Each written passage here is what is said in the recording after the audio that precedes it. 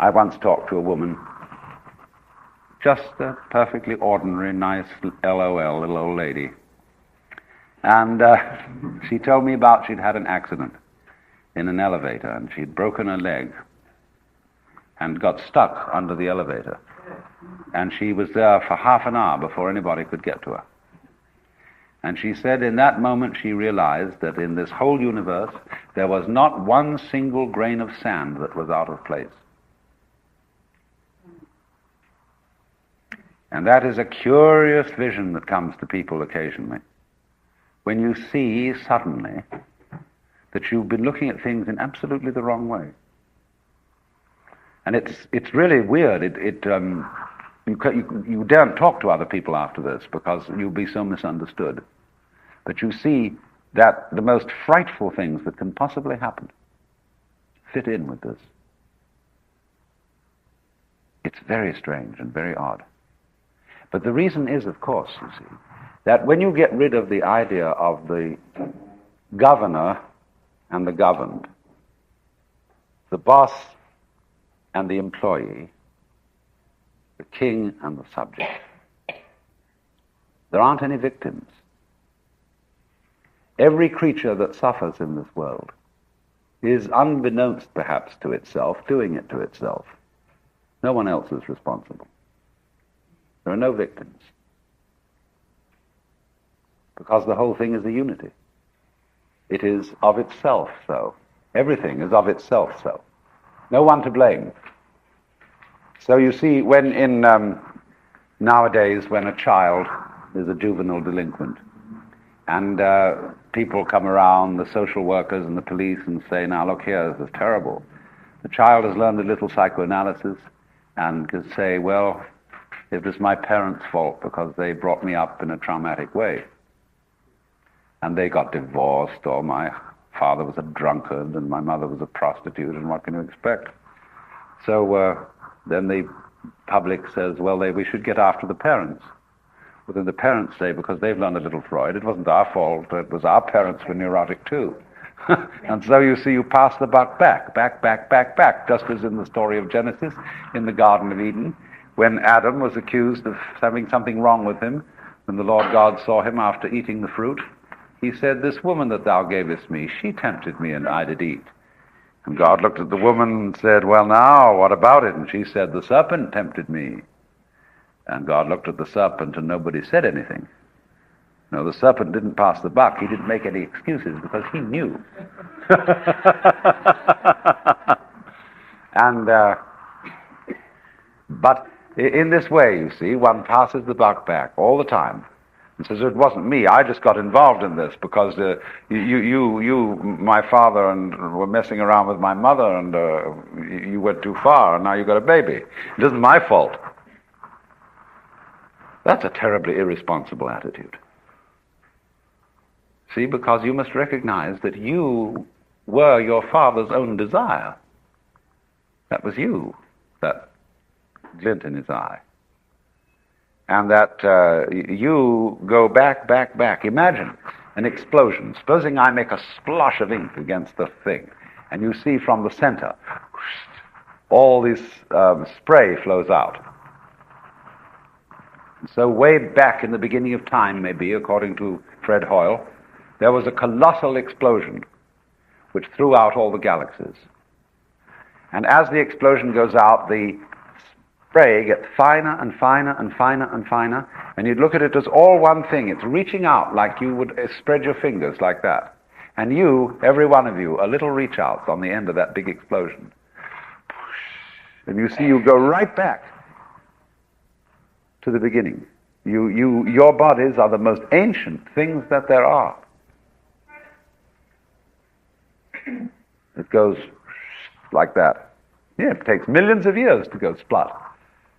But you're in it right there, you see, and you did it. Right in the beginning, you blew this thing up. Self-so. Everything happens of itself. It's a very interesting experiment to let sound come to your ears. Now, why don't you try this? Why don't you all just close your eyes?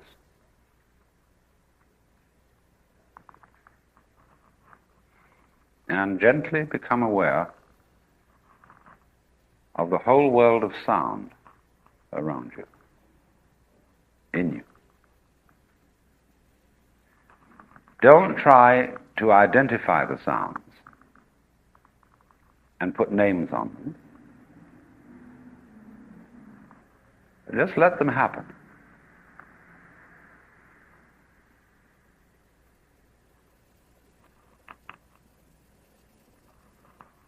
Don't feel that you mustn't make any sounds like belly rumbles, hiccups, coughing, so on. That's all perfectly part of the scene. Just for a moment, let all sound happen.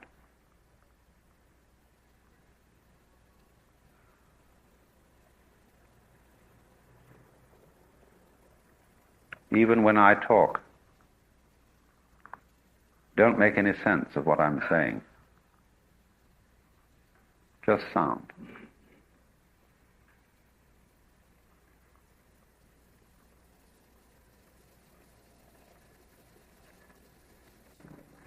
You should listen like that before you go to sleep at night.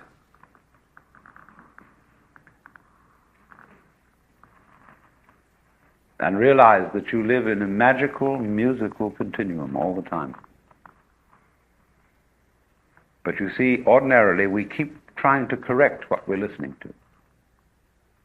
Pay attention to this, ignore that. Say to the children, shut up! I can't hear myself thinking. You see? But if you really know how to listen, you can concentrate on anything you want to in the middle of a complete pandemonium. But so in the same way, one could give experimental exercises in listening, in using your eyes, in tasting, in feeling things. For example, picking up rocks and feeling them. Because all this is letting yourself function, just in the same way as I was discussing yesterday, letting your brain give you answers. Because this is an act of faith in one's own being. It is allowing the body to be a democracy instead of a tyranny, or shall we say a republic. There's a certain difference between a republic and a democracy. Republic is rather more efficiently respectable. So that when you allow the body, in other words, to do what it will do, then you say, well, it will do it for me, will it? No, wait a minute. Who are you? Just as the Tao itself is not something other than the universe, not a boss over it, you aren't something other than this design, which is not just the body, but the body and all its relationships to the universe. You don't stand apart from that. You don't have it. You're not in a situation where there's a kind of inspector, which is you, which watches everything that goes by, like you were watching the traffic go by on the street. But we think we are that, and indeed seem to have a positive sensation of being the inspector who watches all this happen. Partly because of memory, which seems to give an impression that one is a static mirror, you see, which reflects everything that goes by. We get this from remembering. And on the other hand, we get it because we are trying to fight change and resist it. You see, we're resisting all the time. If you were physically aware of all your muscular reactions, you would find you were going around most of the day doing this, fighting something. You can get a person to lie on the ground and say, now look, you're completely supported by the floor. You won't fall down, so let go. But it's very difficult for people because they're afraid that if they don't hold themselves together, they will turn into a nasty goo that will all fall apart and drip through the floor.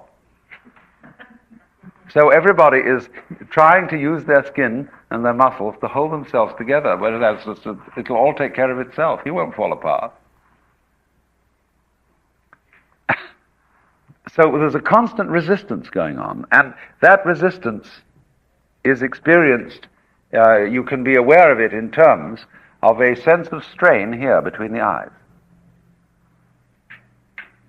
This is its center. And that constant resistance to life and the sensation of it is what you actually feel when you think about yourself. I is that feeling of resistance.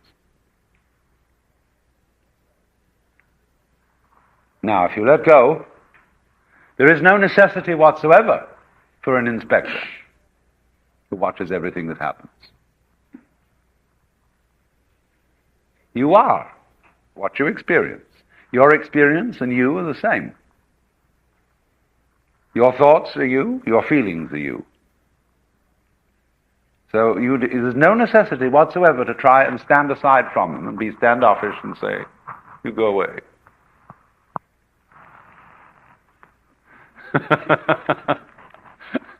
So, if you can trust yourself, in other words, to the flow of what's going on, you won't need to resist it. And you'll find it works very well, just as your eyes work well when you don't try to force them. Just as the clothes are comfortable when you become unaware of them. Now, this isn't the same as numbness, you see. It's quite different. Because you experience your body in terms of what you ordinarily call everything else. In other words, as you look around here, we are taught to think, what I am looking at is out there.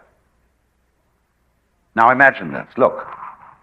What's the color of your head from the standpoint of your own vision?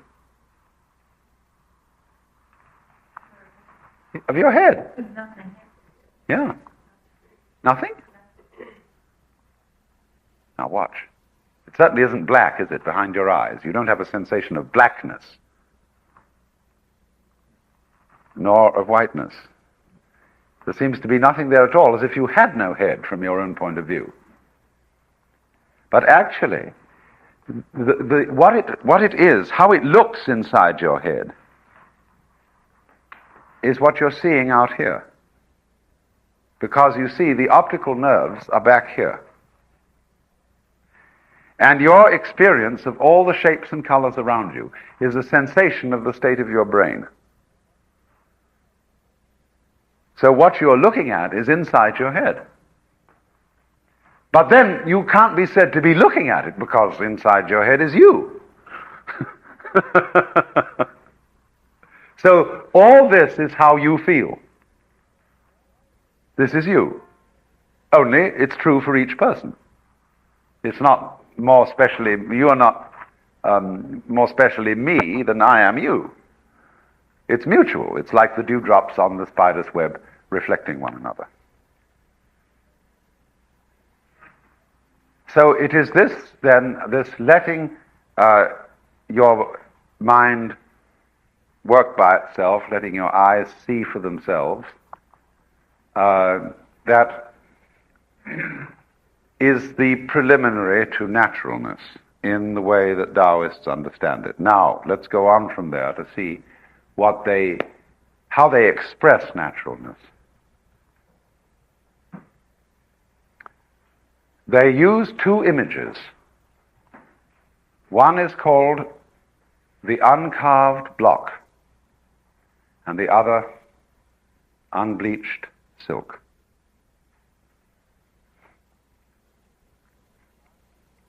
And these two images lie at the root of all those great art forms of the Far East that are associated with Taoism and Zen Buddhism. And I'm going to show you the tea ceremony after this, because that is the best possible demonstration of this particular mood, because it combines. It is what you might call the art of the controlled accident, because it combines discipline with spontaneity.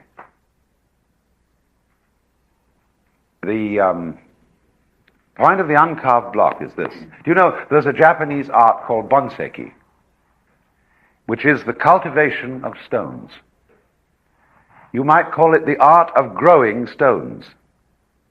The Japanese national anthem says, "May our emperor reign 1,000 years, reign 10,000 years, until little stones grow into mighty rocks, thick velveted with ancient moss." So there's the idea, first of all, that a stone is alive. Next, there is a love of stones in their natural shape. I have a huge series of slides that I took in Japan of nothing but stones in gardens. And they have a genius for the selection of marvelous stones.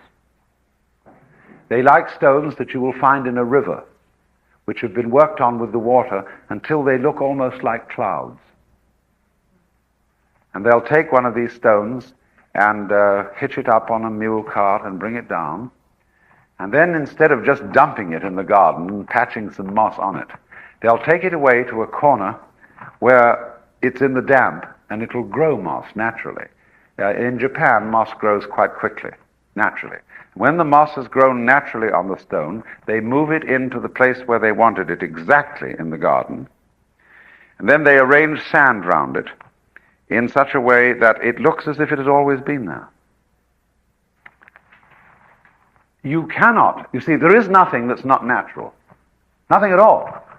The idea that there is something artificial is a completely artificial idea. Because a skyscraper is really as natural as a bird's nest. But how to demonstrate naturalness? You see, it's like what is called in mathematics an asymptotic curve.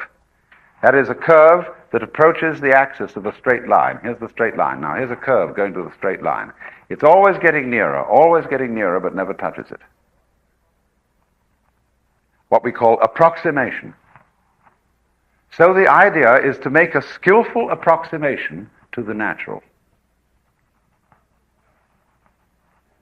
But if it were just natural and only natural, it wouldn't call attention to what it's doing. It wouldn't point it out.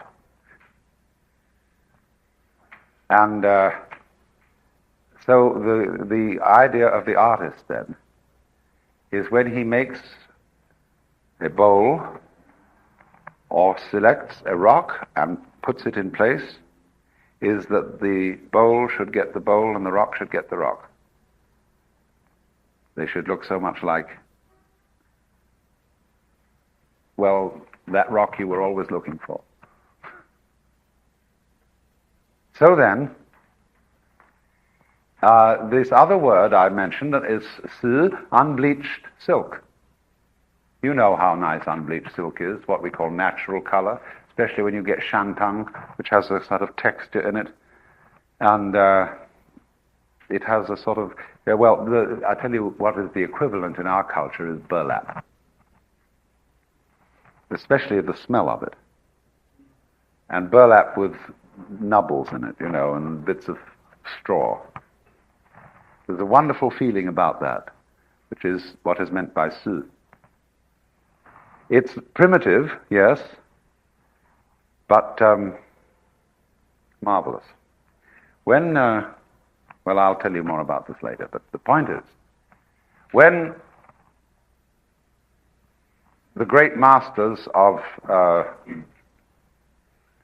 Taoist and Zen Buddhist art got their minds uncluttered and working properly, they suddenly discovered that some of the simplest things of everyday life, simple utensils that were used in the kitchen, the cheapest rice bowls that might be used by a peasant, were extraordinarily beautiful. They were unsophisticated. They were natural. In the same sense we have when a child, age 3, starts dancing. There's no self-consciousness, No playing to the gallery, nothing. The child is just dancing. That's naturalness. Now the question is, you see, for the adult who's all fouled up, how to recapture that. And this is what the greatest artists sweat blood trying to do.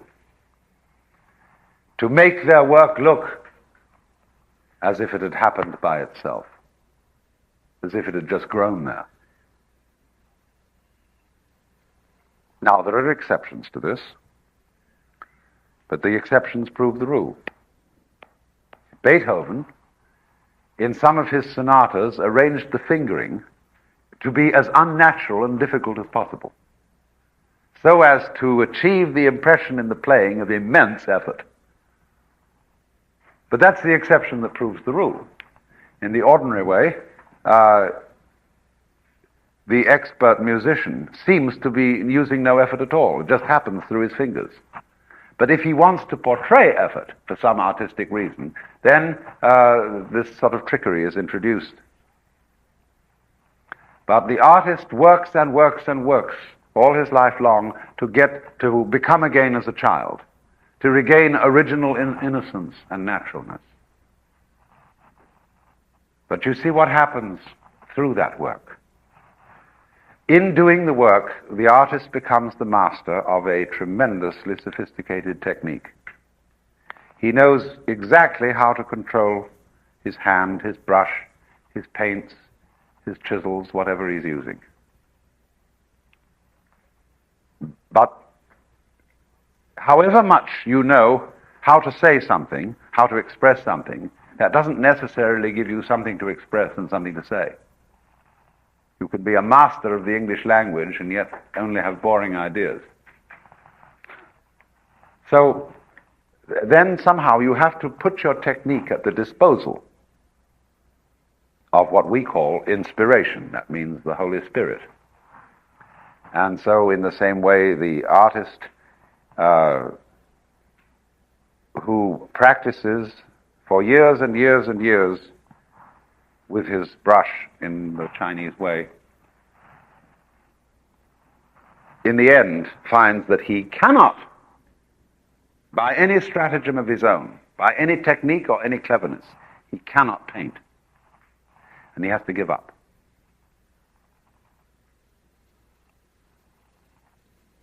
And then it happens. Well, this, you see, then, is what lies behind what we can definitely recognize as the naturalistic art of the Far East. Now, I hope you know what I'm talking about, because there are very, very different kinds of Far Eastern art. For example, the finest pottery of the Sung dynasty, which will take us back to 1000 AD, is completely unlike what most people think of as Chinese porcelain. Chinese porcelain, one thinks of white, eggshell-like stuff with very delicate designs of birds and butterflies and fine ladies and children playing battledore shuttlecock. But the finest Sung is heavy, jade green, soft,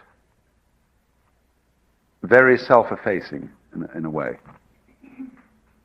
And it has a certain roughness. Or take Japanese so-called raku ware. Here there is a bowl, we shall see some, which is definitely handmade. It looks as if it wasn't even put on a wheel. And the glaze is allowed to drool. And the bottom of the bowl, the clay, has been left exposed. But you see, that coloration reminds those artists of autumn. And they want to see that it is clay, because a good potter does not force clay to obey his preconceived ideas. He evokes the spirit in the clay to do some magic. So then, because the clay did that, these artists love the clay They don't want to make the clay look like something else, like ivory. They want it to look like clay. So with clothes, these clothes. So with everything, wood. Wood is loved by such artists. They love the grain in wood, and therefore deplore paint. Lacquer is another thing. It's used sparingly. But by and large, wood is beautiful. And you get a floor like this, you see. Well, the nice thing about this floor is you can see it's wood. You can see the grain. Some of you may have been to the Katsura Palace in Kyoto, where they have verandas with the most gorgeous grained wood you ever saw in your life. It is simply enchanting. I mean, it's like looking at some vision, and you think you're going to go out of your mind looking at this grain. Gorgeous stuff. And so in the same way, in the typical Japanese house, by the edge of the alcove, called the tokonoma, there is almost invariably a wooden pillar, which is made from an unplaned tree trunk or branch, so that you still see the knots in it and the curves, and sometimes they get, I think, some rather exaggerated ones that are absurdly nubbly. But in the same way that we today have learned to like driftwood, that is a thing in line with this Taoist spirit, that we appreciate wood as wood, and don't try to make it look like marble or metal or something else. The same is true with paper. The Chinese don't like our paper. They say it has no character. They like paper with little threads in them and with a texture to it. And they feel that really is paper. The paper gets the paper. And so feel that our paper is some sort of plastic, a non-substance. And we're in danger of being engulfed by this through not having love for the uncarved block and the unbleached silk, which are fundamental, substantial, and natural. The fanciers of swords could never make up their minds which of the two was better, but certainly they were the unquestioned masters. So a group of samurai one day thought, we've got to put this to the test. We think that probably Mr. Matsushima is tops, but Mr. Yamaguchi comes so close. So they took a sword by each master, and they went to a stream. And they first of all took Mr. Yamaguchi's sword, and they dipped it in the stream with the edge facing upstream, and they set a piece of paper floating downstream.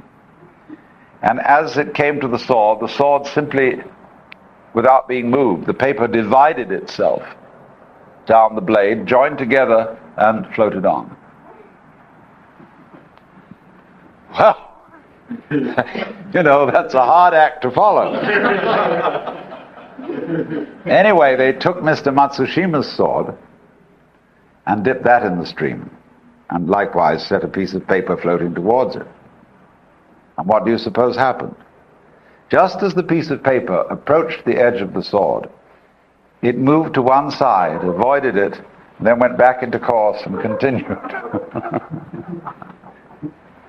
And so obviously Mr. Matsushima was the better of the two swordsmiths.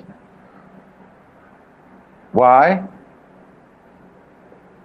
Because the highest accomplishment in fencing is called the no-sword school.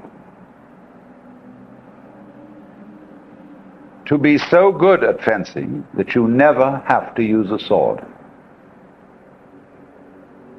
And there are all kinds of marvelous tales about great samurai trained in Zen and swordsmanship who never had to use a sword. You may have seen a movie called Samurai, which comes in 3 parts. Takes you 3 evenings to see it. And it's the life of Miyamoto Musashi, who was one of the greatest swordsmen in all Japanese history. It doesn't follow his life all the way through. It only comes to the point where he had a duel with another champion who insisted on challenging him out of vanity. And how Musashi takes him on, fighting him at first only with an oar that has had the blade chopped off.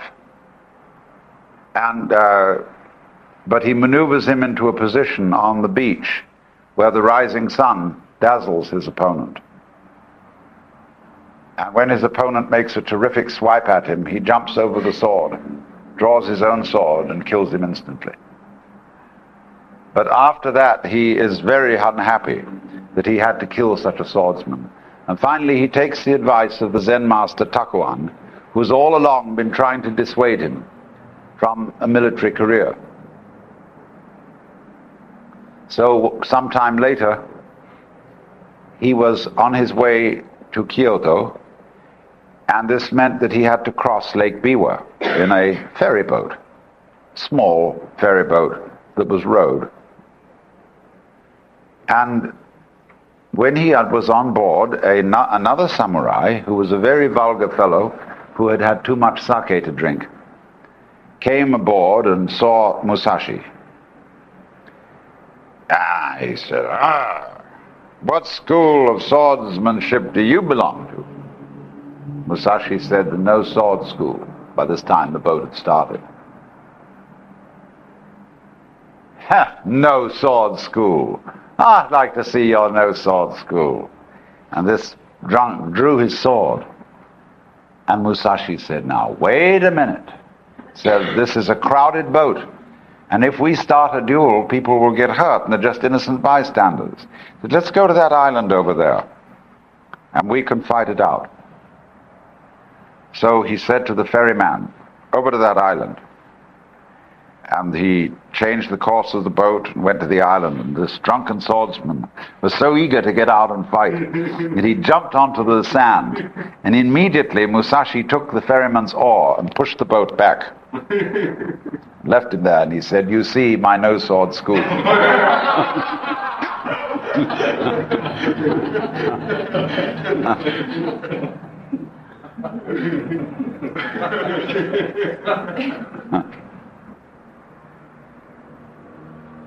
So if I say to you, hi, you say, hi. If I say, how are you? You say, fine. There you are, see? There's your original self.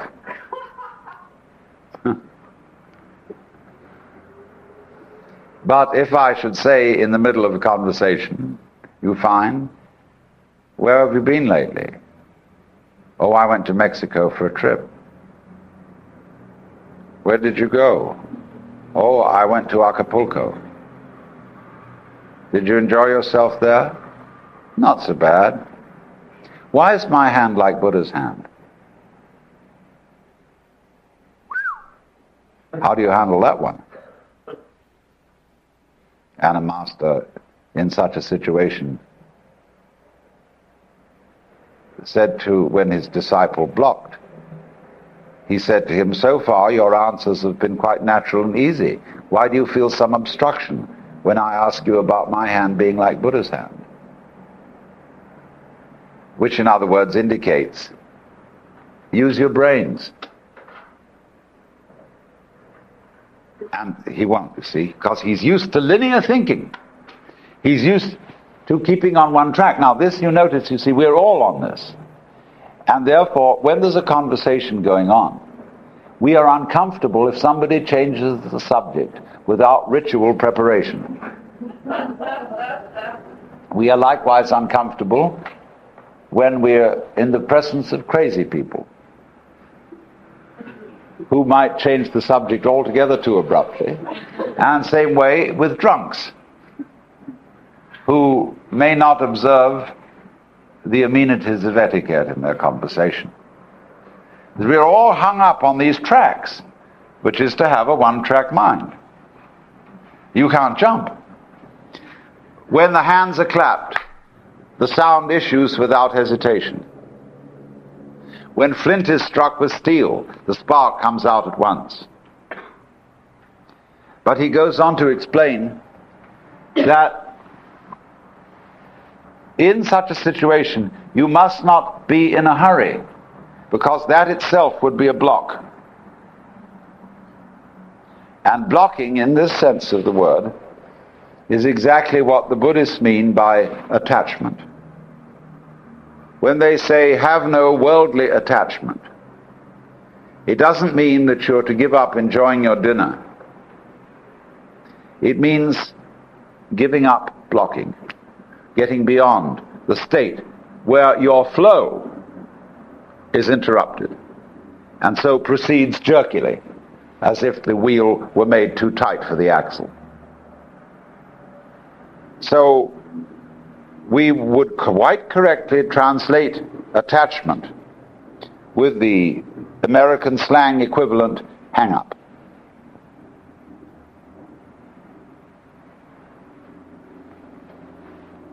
So it is the hang up, therefore, the attempt to arrive at the solution to a problem demanding immediate action by reasoning, by calculation, which must take us along the linear path, whereas the event itself lies in a non-linear dimension. Never solve it that way. So also,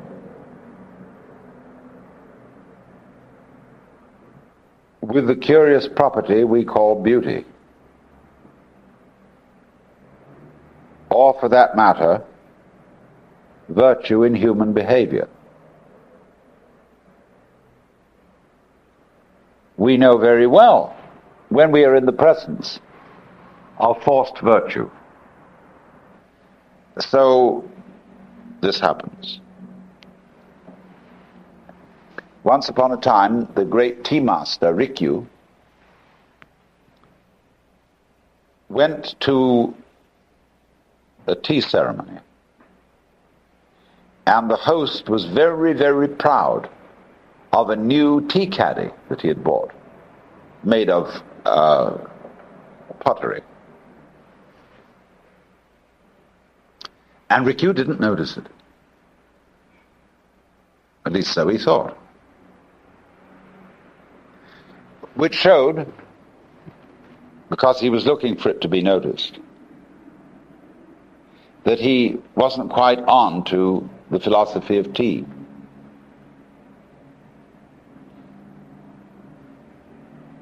I had a friend, Japanese artist, who one day did a calligraphy for me. He took an ordinary small Western house painter's brush, about an inch wide, and he did the Chinese characters for 1, 2, 3. That's one stroke, these are all horizontal strokes, 2 strokes, 3 strokes. And there was something just fantastic about this. The brush, you see, was partly sometimes dry, so that you've got hairlines instead of solid black. It so happened that a few days later we were due to receive a visit from Dr. Suzuki, the great Zen scholar. And I said, I'm going to hang that picture in my office.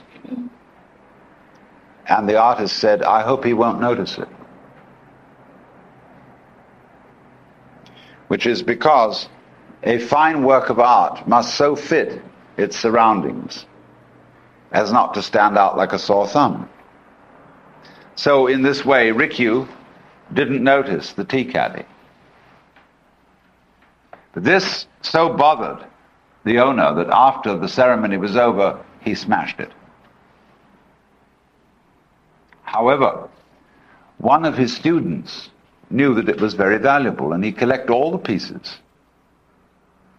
And then he had them restored by putting molten gold as their cement. This is an old technique. And so when it is finished, you see the original piece with all these spidery lines of gold across it. Sometime later, a son of the host brought out this mended tea caddy when Rikyu was having tea. And he said, "You know, that is most remarkable. When I saw that before, it was good, but now it's perfect."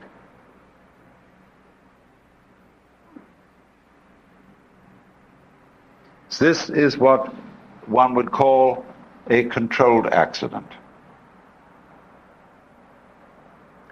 And all great art is a controlled accident. That is to say, it has in it the component of control, but it also has the component of the accident and of the natural. And it's getting those two together that is the marvelous thing. It's the same in human relationships. Let's take the relationship of love. If I am in love with a woman whom I can control,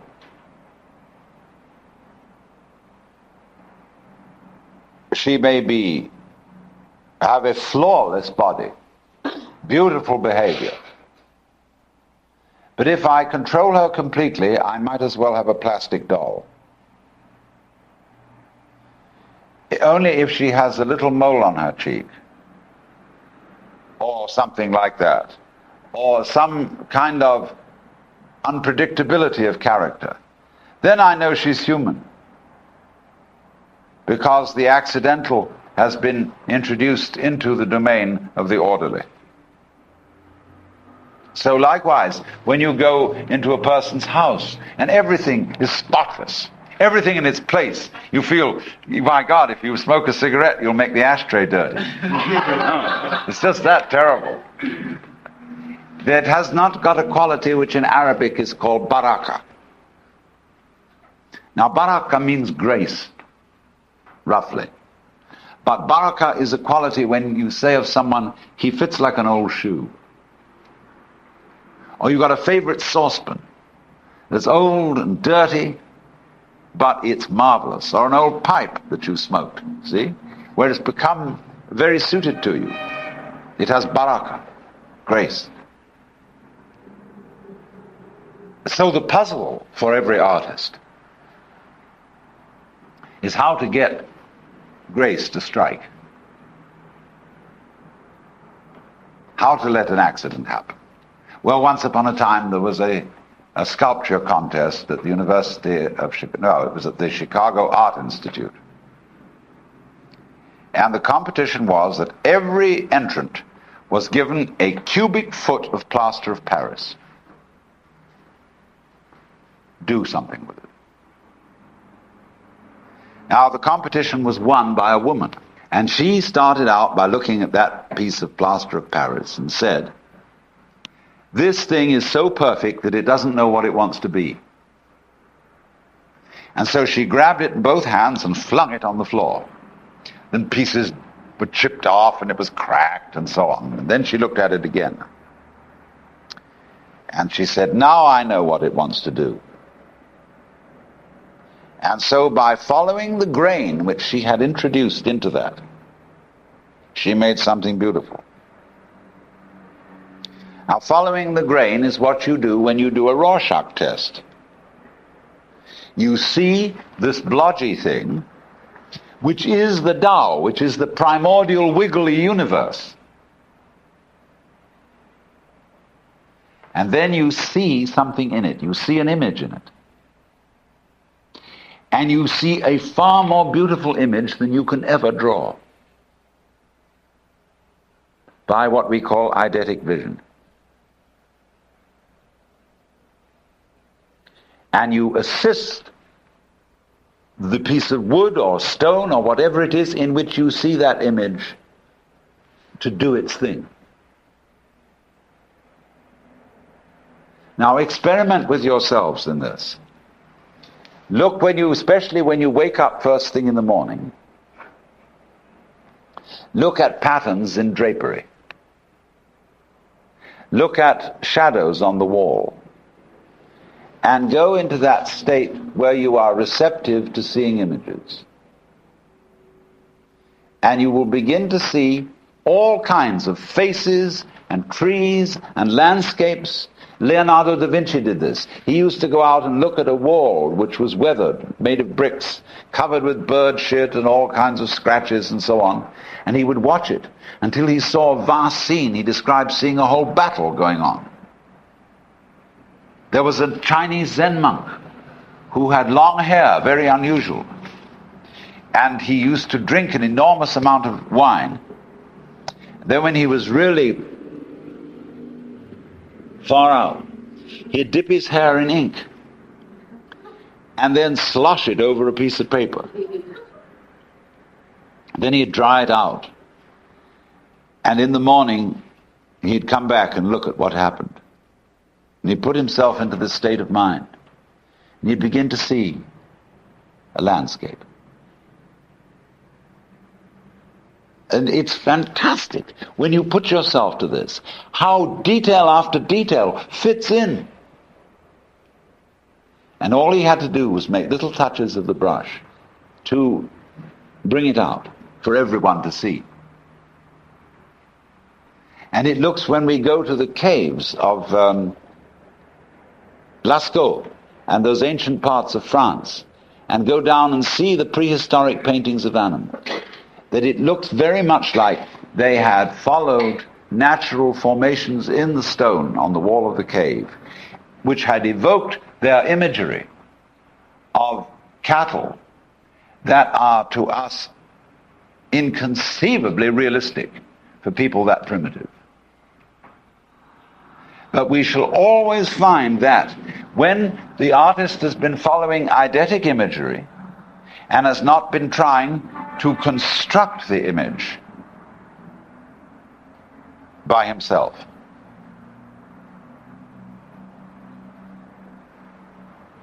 because this whole world is created in that way. We're not aware of this because we are so accustomed to seeing it in the way that we think is real and normal. You can also train yourself to see things which haven't been seen before. This is what many artists do. For example, in the history of Western art, 700 years ago, there were no landscape painters. Everyone was a portrait painter.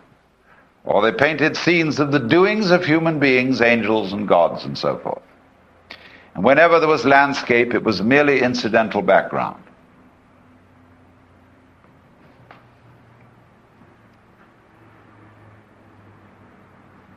Now, in the course of time, people got fascinated with the landscape part. And they withdrew the figures and left the background. And so we got landscape painting. And the first people who saw landscape painting looked at it and said, "That's not what I call a picture." Why? Because they had seen landscape hitherto as insignificant background. And it took painters to draw people's attention to the beauty of landscape. Now, do you see what we could do, and we are only just beginning to think about, is soundscape. When we record something, or go to a concert, we have the impression that there is the thing there. And so in radio studios, they cover the walls with soundproof tile to keep out the sound of traffic, so that you have the thing. The important thing you're supposed to notice is the speech. But the odd thing is, you listen to that back in your home with the windows open. All street noises are coming in. There's no reason why they shouldn't have been there in the first place. Well, now let's move to that. Think of soundscape. The hum that's going on behind all the things we're supposed to be doing. And you can realize it's very beautiful, just as you can see that a landscape is. The humscape, you see? And so there is become a school of musical composers, like John Cage, who treat us to background noise, or to silent concerts, in which the concert is the sound spontaneously occurring in the auditorium. Now you may say that's not music. Who knows? Huh. Well, so the world then is a humscape, is a landscape, a skyscape. And over thousands of years, important people, that means strong people, decided what was important to notice. And they told their children that that was important. We still do this because when a child is messing around and we find the child is scrubbling around and making patterns in mud, we feel that the child is doing something unimportant and say, stop that. Now learn to use a pencil. A child points at something and says, what's that? And Alice says, well, that's a table. No, that. I say it's wood. Yeah, the child says, yeah, because he knows it's all wood. But I mean, that. Oh, don't be silly. That doesn't matter.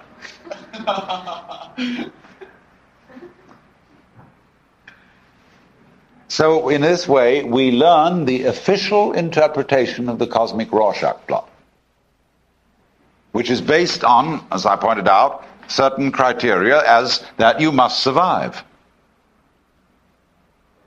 It's your duty to live, see? Which is a double bind, because it says again, you are commanded to do the spontaneous. It's your duty to be spontaneous, because all life is spontaneous. So everybody's in a bind about this. But there it is, the world that we see is a creation of eidetic imagery.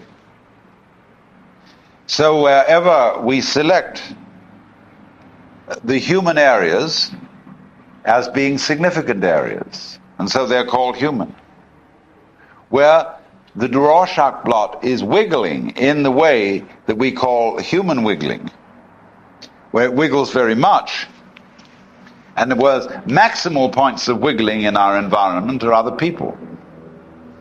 I mean, there are other things that wiggle. Cats wiggle, but not quite so interestingly. The wind in the trees wiggles, but again, it's more predictable. But the human wiggle is the least predictable wiggle in the total Rorschach blot around us. So we call that human.